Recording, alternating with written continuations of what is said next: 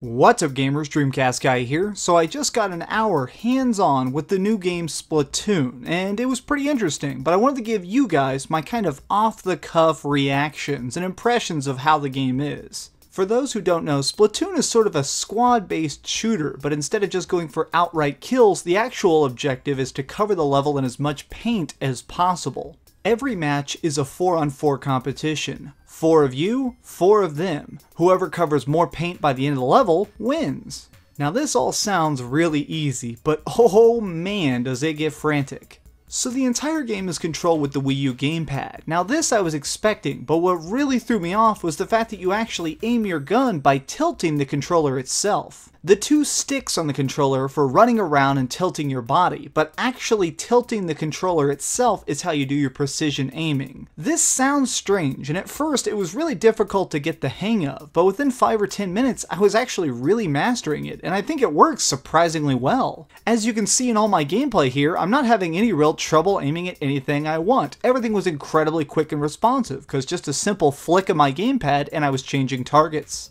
When you start up the game, you get to choose your class. There are 4 classes to play as, and each one has their different abilities and weapons to choose from. 2 of the classes are wielding machine gun style paint blasters, but one is more for spraying the level because it shoots in wide bursts, and the other one shoots a little more focused, and that one's for mowing down players. The other 2 classes are a lot more polarizing. They're the ones that are a little bit more specialty. First, you have the paint roller class. Now this guy can just blanket the entire level. Everywhere you walk, you can just drag these giant super wide strips. Now it's a little bit hard to paint the walls with this class, but just general area, this is the easiest. While playing as the paint roller class, I started to get my first hang of the specials, because the more you're able to lay paint down, you'll level up and get these special attacks, and his was a giant sonic wave. The final class is sort of the sniper. He's the most difficult to use, but I think he's the most useful if you know what you're doing. While running around, you can hold down your fire button. This charges up your shot and extends the range and the damage. It basically is charging up the amount of paint you're gonna spray. This class is absolutely dependent on open range. If you have a long shot, you can get a lot of area covered, or if you see an enemy off in the distance, you're gonna be able to mow him down before he even gets close.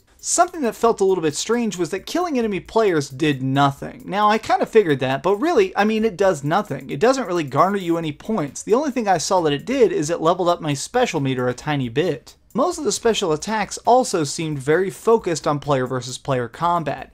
Every single special either creates a barrier or does some sort of attack, and while this is cool on paper, at times it felt a little bit weird. I felt like I'd get a special when no one was around. I really liked all the classes, but by far my favorite to use was the paint roller, because he just felt a little bit overpowered. Every single place I went, I could just soak the entire level, especially when I would do things like this. I would sneak over to a corner of a level and just start coating everything and get my overall percentile way up.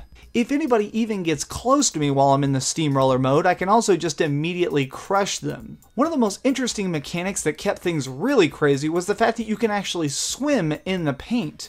You have a dive button. Now whenever you hold the dive button, your character will automatically dive into the paint. Now if the paint is your color, your team's color, it's going to make it where you can swim faster and jump higher. This makes it where you can actually spray paint the walls, climb up into higher areas and snipe people, or even some grates make it where you can spray paint near the grate and swim through that thin part of the wall. This made level design a lot more huge and awesome, because every time you're looking around, now you're also having to follow the paint. If you see a trail of paint going up to the ceiling, well, you better look out, because there might be a guy up there, somewhere on an upper platform you never even noticed. The whole team balance just worked really well. The classes were pretty well balanced too. 2 teams getting to bash into each other over and over again really was actually a lot of fun. The only time things got a little bit strange was, at times, since my overall goal is to paint the level, I would find myself hiding, trying to find a little unpainted cranny of the area and just get the overall percentile as high as possible. At the end of the level, it just tallies up the amount of level painted. I kind of wish there were more deciding factors in there. Sort of like at the end of Mario Party. At the very end of Mario Party, it gives out a couple extra little awards, a couple extra stars to possibly tip the balance, and I think they may need to add something like that in there if possible.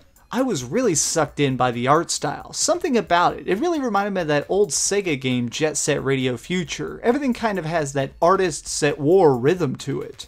The only other small problem I had was actually server issues. At the very start, I was slamming out game after game. The average game lasted about 6 minutes, and then towards the end, I couldn't even complete that. Within 3 to 4 minutes, it would just start giving me these weird errors and then reset. It didn't even kick me back out to the starting screen. It would just say, "This game has crashed," and reset it. Even though it has its small errors, this is of course a beta. They're going to have more times to strengthen servers and be prepared for launch day. And really, I am so psyched for this release. The mechanics in this game just work so fluidly, no pun intended, and I am really looking forward to doing my full review later this month. Thanks so much for watching, guys. If you liked this video, please give it a thumbs up so more people see it, share it with your friends, and do me the biggest favor of all, and keep dreaming.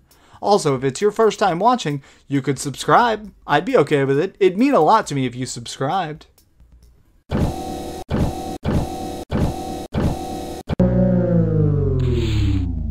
Thanks so much for watching. If you liked this video, maybe check out my last video. Please subscribe, and if you want, share this somewhere with your friends.